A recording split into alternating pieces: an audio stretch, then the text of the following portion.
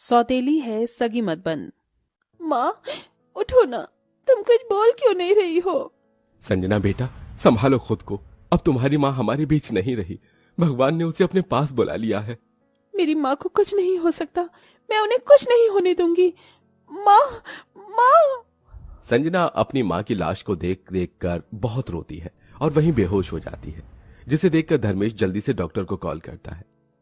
Doctor साहब, मेरी बेटी ठीक तो है ना? देखिए, संजना को अपनी माँ की मौत का बहुत बड़ा गम लगा है। मेरी मानिए तो आप दूसरी शादी कर लीजिए। एक माँ आएगी तो संजना को माँ की कमी महसूस नहीं होगी। डॉक्टर साहब, ये आप क्या कह रहे हैं? मैं अपनी लीलावती की जगह किसी और को नहीं दे सकता, और न जाने दूसरी माँ कैसी होगी। एक सौतेली माँ कभी सगी माँ नहीं बन सकती। मेरी एक दोस्त है सुनीता, सुनीता नाम है उसका, और उनकी भी बेटी आपकी बेटी की उम्र की है। कुछ साल पहले सुनीता के हस्बैंड का एक कार एक्सीडेंट में देहांत हो गया था। सुनीता काफी सालों से अपनी बेटी को अकेले पाल रही है। अगर आप और सुनीता एक दूसरे से शादी कर लें तो दोनों ही बेटियों को माँ बाप का प्यार मिलेगा और आप दोनों को एक दूसरे का सहारा। बाकी आपकी मर्जी। धर्मेश दूसरी शादी के खिलाफ होता है, लेकिन अपनी बेटी की हालत देख धर्मेश को दूसरी शादी करनी पड़ती है। धर्मेश सुनीता से कोर्ट मैरिज कर उसे अपने घर ले आता है, लेकिन जैसे ही वो बात संजना को पता चलती है। मेरी माँ को मरे हुए 1 महीना भी नहीं हुआ है और आपने दूसरी शादी कर ली? संजना, ये सब मैंने सिर्फ तुम्हारे लिए किया है, ताकि तुम्हें माँ की कमी कभी महसूस न हो।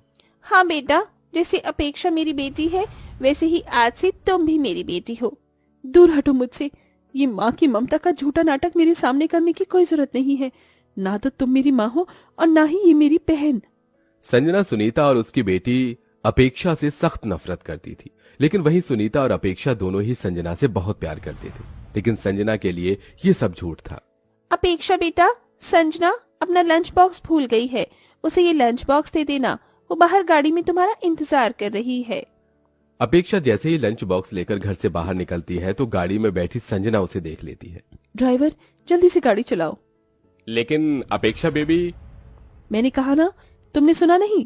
संजना अपेक्षा को छोड़कर अकेले ही स्कूल चली जाती है, जिसके चलते अपेक्षा रिक्शे से स्कूल पहुंचती है।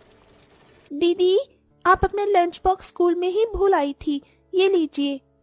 संजना, ये लड़की तुम्हें दीदी क्यों कह रही है? क्या ये तुम्हारी बहन है? लेकिन तुम तो इकलौती थी ना।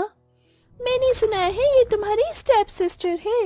वाओ, 2 सौतेली बहनें एक ही क्लास में पढ़ती हैं। अगर एक दिन में लंच नहीं करती तो मर नहीं जाती। क्या जरूरत है मेरा लंच लेकर आने की? तुम्हारी वजह से मेरा कितना मजाक बन रहा है। लेकिन दीदी। लेकिन क्या? तू और तेरी माँ, तुम दोनों ने मेरा जीना हराम कर रखा है। जा यहाँ से। संजना के दिल में दिन पर दिन अपेक्षा और सुनीता के लिए नफरत बढ़ती ही जा रही थी। अपेक्षा, संजना, ये देखो मैं तुम दोनों के लिए कितनी सुंदर ड्रेस लेकर आया हूँ। वाह पापा, ये तो बहुत सुंदर ड्रेस है। पापा, आप जानते हैं कि मुझे ग्रीन कलर पसंद है, तो आपने ग्रीन कलर की ड्रेस इसे क्यों दी? अगर आपको ग्रीन कलर की ड्रेस पसंद है तो आप इसे रख लीजिए, मैं आपकी वाली रख लेती हूँ। मेरे इतने बुरे दिन नहीं आए हैं जो मैं तुम्हारे लिए लाई गई ड्रेस पहनूं। तू सौतेली है और सगी बनने की कोशिश मत कर, समझी? संजना चाहे अपेक्षा और सुनीता को कुछ भी कह ले, लेकिन दोनों माँ बेटी संजना से प्यार करना कभी नहीं छोड़ती। ऐसे ही समय गुजरता है और आज ये दोनों सौतेली बहनें बड़ी हो जाती हैं। गुड मॉर्निंग पापा। ये क्या, आज आप नाश्ते में पोहा बना रही हैं? इस घर में किसी को पता नहीं है कि मुझे पोहा पसंद नहीं है। संजना बेटा, ये पोहा तो मैंने अपेक्षा के लिए बनाया है। तेरे लिए तो मैंने तेरी पसंद का व्हाइट सॉस पास्ता बनाया है। क्या आज का नाश्ता तुमने अपने हाथों से बनाया है? घर की नौकरानी क्या मर गई है? उसकी तबीयत खराब थी, आज वो आई नहीं। तुम्हारे हाथ का खाना खाने से अच्छा है कि मैं भी जहर खा लूं। संजना, ये क्या तमीज है अपनी माँ से बात करने की? पापा भूलो मत, ये मेरी नहीं इसकी माँ है। मेरी माँ को मरे हुए कई साल बीत चुके हैं, समझे आप? संजना के कहे गए शब्द सुनीता और अपेक्षा के दिल में किसी तीर की तरह वार करते थे। धर्मेश के लाख समझाने पर भी संजना के दिल में ना ही तो अपनी सौतेली माँ के लिए प्यार जागा और ना ही सौतेली बहन के लिए। ओह शिट, भगवान, ये मैंने क्या कर दिया? मेरी स्कूटी से संजना दीदी के कार पर स्क्रैच लग गया। अगर उन्होंने ये देख लिया तो मेरी तो खैर नहीं। अपेक्षा इतना कह ही रही होती है कि तभी वहां संजना आ जाती है। ओह माय गॉड, अपेक्षा, तू मुझसे इतना चिढ़ती है कि मुझे नहीं पता था। तूने अपनी स्कूटी से मेरी इतनी महंगी गाड़ी पर स्क्रैच मार दिया। अगर तुझे भी गाड़ी चाहिए थी तो पापा से मांग लेती, जैसे बचपन में तूने मेरी हर चीज उनसे मांगी है। ये भी तुझे तेरी माँ ने ही बोला होगा। किसी चीज की भी हद होती है। बचपन से लेकर मैं और माँ आपकी हर बात सहते आए हैं, लेकिन अब और नहीं।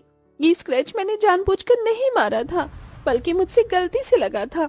और मैंने पापा से कभी भी कोई चीज नहीं मांगी, बल्कि उन्होंने मुझे हर चीज खुद ला कर दी है। आपको मेरे और माँ की आंखों में अपने लिए प्यार नहीं दिखता क्या? शुरू हो गया तुम्हारा मेलोड्रामा। अपने ये मगरमच्छ के झूठे आंसू उसे दिखाना जो तुम्हें जानता नहीं। ये सब मुझे मत दिखाओ। अपेक्षा और सुनीता दोनों हिम्मत हार चुकी थी। उनकी लाख कोशिशों के बाद भी संजना उनसे सख्त खिलाफ थी। इसलिए धर्मेश अब एक बहुत बड़ा कदम उठाता है। क्या आप 100% श्योर हैं? अरे मैंने कभी सोचा नहीं था कि मैं ऐसा करूंगा, लेकिन हालातों ने मुझे मजबूर कर दिया है। आप इस घर की प्रॉपर्टी को 2 हिस्सों में बांट दीजिए। एक हिस्सा अपेक्षा और सुनीता के लिए है और एक संजना के लिए। आप ये सब क्यों कर रहे हैं? इस घर पर और हर चीज पर संजना का हक है। मुझे या मेरी बेटी को इसमें से कुछ भी नहीं चाहिए। माँ बिल्कुल ठीक कह रही है। ये सब कुछ दीदी का है, हमारा इस पर कोई हक नहीं है। अपेक्षा बेटा, तुम भी मेरी बेटी हो और इस घर पर हक तुम दोनों बहनों का बराबरी का है। धर्मेश पेपर्स पर साइन करने ही वाला होता है कि तभी वहां संजना आ जाती है। जो मैंने सोचा था आखिरकार वो सच हो ही गया। तुम दोनों माँ बेटियों ने मेरी जायदाद पर कब्जा कर लिया ना?